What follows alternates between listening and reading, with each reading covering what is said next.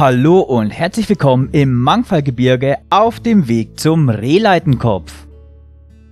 Und damit auch herzlich willkommen bei Mountair Guide. Kurz und knapp vorab, ihr findet den Link zum Download der gesamten Tourenbeschreibung jetzt oben im Infobutton oder unten in der Videobeschreibung.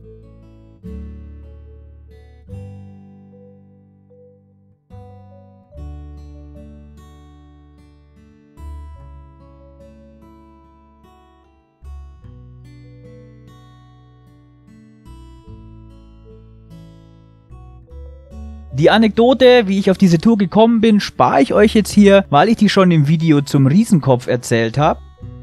Auch werden sich viele Sätze mit dem Riesenkopf-Video gleichen, einfach weil es fast derselbe Weg ist.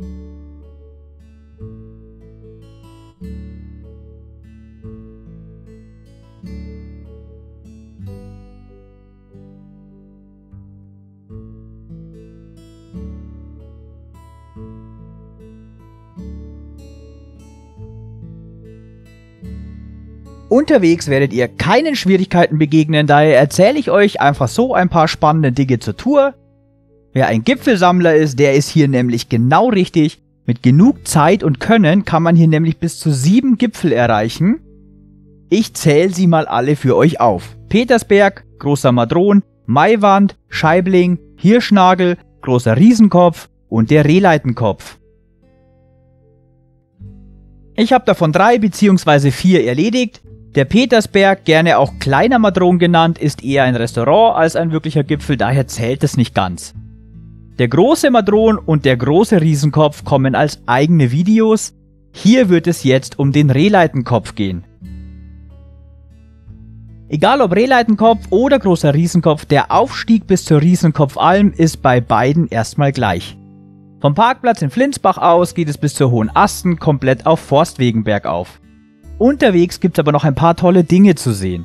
Schon recht am Anfang passiert man die Ruinen der Burg Falkenstein, welche für viele übrigens schon allein einen Ausflug wert ist. Laut Überlieferung wollte König Ludwig hier damals wohl ein zweites Schloss Neuschwanstein bauen lassen. Direkt anschließend erreichen wir den Fuße des Petersberg, welcher natürlich immer einen Abstecher wert ist. Hier steht seit dem 12. Jahrhundert die St. Peter-Kirche und früher gab es hier mal ein Benediktinerkloster. Heute gibt es neben der Kirche nur noch einen Berggasthof. Nach einer knappen Stunde Aufstieg kommt noch der Berggasthof Hohe Asten. Das ist im Übrigen der höchstgelegene und ganzjährig bewirtschaftete Bergbauernhof Deutschlands. Spätestens hier ist Einkehren ja wohl Pflicht.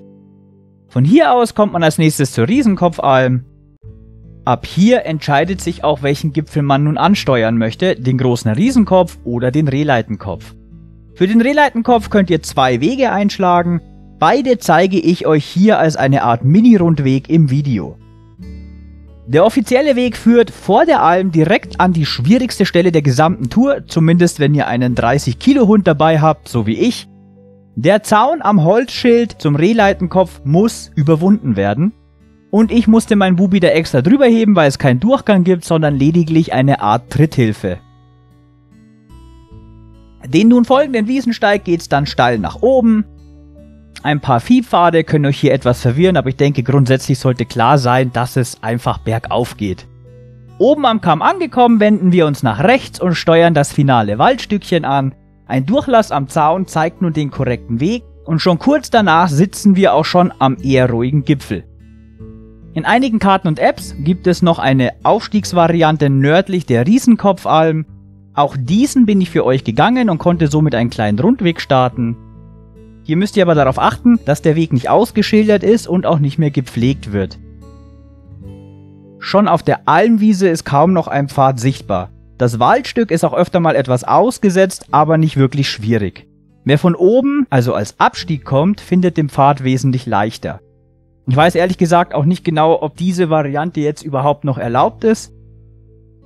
Der Abstieg ab der Alm erfolgt dann gleich dem Aufstiegsweg oder ihr geht von der Alm noch weiter zum Großen Riesenkopf. Das Video dazu wird unten in der Beschreibung verlinkt. Auch könnt ihr gegen Ende noch den Großen Madron mitnehmen, so habe ich es auch getan. An sich ein unscheinbarer Waldgipfel, auch dafür wird das Video in der Beschreibung verlinkt. Zusammengefasst gibt es hier trotz geringer Schwierigkeit viel zu erleben. langweilig wird's garantiert nicht. Nichtsdestotrotz wünsche ich euch viel Spaß dabei, macht sie, geht sie die Tour und nicht vergessen, nur mit Mount Tour Guide erreißt ihr den Gipfel gescheit.